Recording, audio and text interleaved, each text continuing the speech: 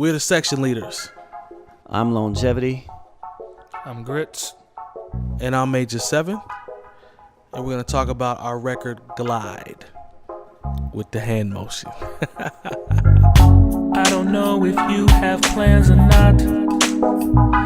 So Glide is my favorite record that we've done so far. Just my opinion. I really like that joint. We actually came together well on this one also. Just from a creative standpoint, I believe we set this one. Well, this one started. Lone and I were sitting together, and as I remember it, he had a shell. A shell meaning like maybe just some drums, nothing full, nothing complete. I was playing some chords. Grits had actually brought his live bass, so he plugged in at some point. But he and I were just Lone and I were just bouncing ideas, kind of going back and forth, and we finally got to a progression that we liked and found a sound that we liked. And we just kind of, would you say, just kind of built from there? Yeah, we had the main, the intro piece that you hear that comes on was the main. It was like a little arpeggio of sorts. Then I just moved the drums around that while Grits was putting the bass piece together. I mean, I'll let you speak on that as far as your process if you'd like. So basically when the process was being done on Major 7's end, I was just kind of going around just listening to what he was doing, and I didn't want to put something too complicated over it, and so I was just kind of filling it out, and it just kind of came together that way. And then toward the end of the verse, I put a little Latin spin on it and kind of created like this Latino vibe toward the end of it.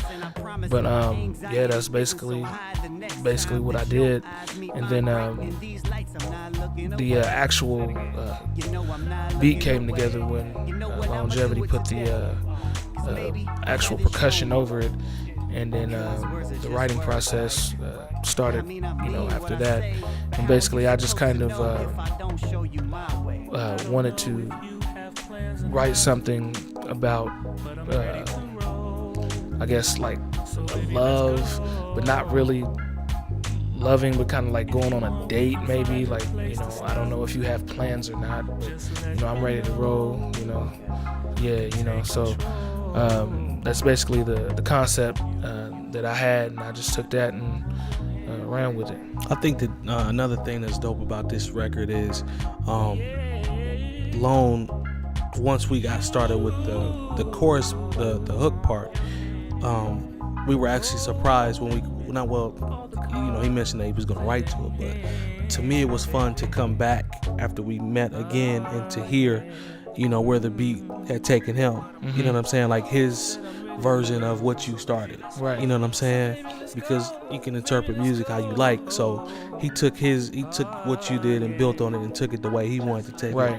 You know what I'm saying? And it ended up working well. So it's always fun to come in and hear that. Right. You know what I mean? So and then at that point, once Lone got in there and put the sauce on it in terms of his portion, it was just all about tweaking it. Like I think we had to re-record this, if I'm not mistaken. Vocally we had to re-record it, but then because basically we basically just did a shell of it to get the concept down, and then we wanted to revisit the song, and so that gave me enough time to work on the vocal portion of it, and be able to get it done in like 1 or 2 takes.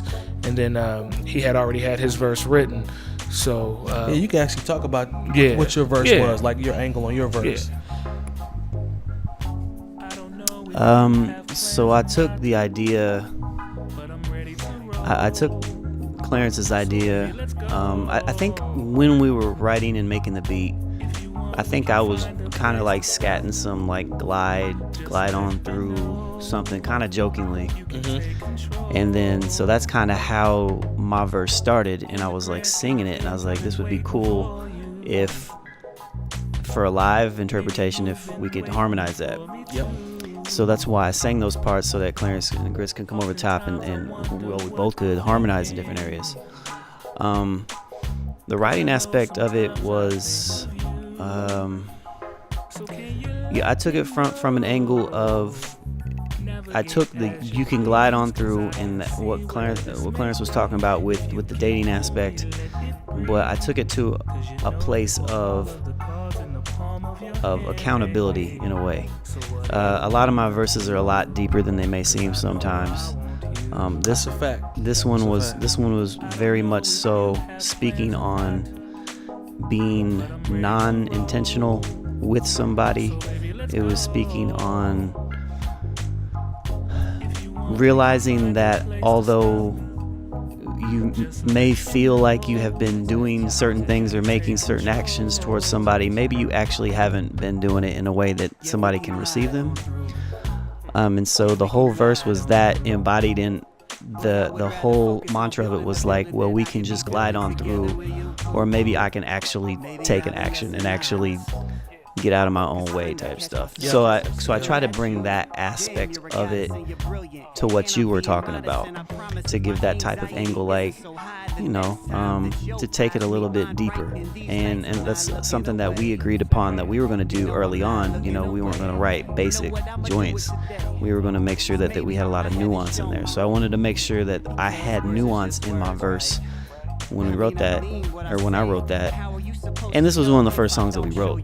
Yeah. So we did this back in, I think, January, and we started working together in January. So, you know, this is one of the early joints. So I really like the way this one came together. I really like my verse on this one. I like the way, just the elements, you know, like the harmonies on it. I like your ad libs underneath it that we added after the fact, and the major 7th ad libs. Yeah. But in general, it's a fly joint. I think this will be a good record to perform as well. It's gonna be. I think it'll be real fun to perform, and the harmonies are what I call doable harmonies. Like we can, you know what I'm saying, we can do these when we perform, right. And I think that's to testament to Grits as well, and I mean Lone also, how we sat down listening to what would be doable harmonies. That's something that wasn't, you know, over the top octave range or something crazy, right. But it'll still come off good on a live performance. So right. Yeah, I think that's pretty much wraps up Glide. Would you guys say it's pretty much it? Yeah.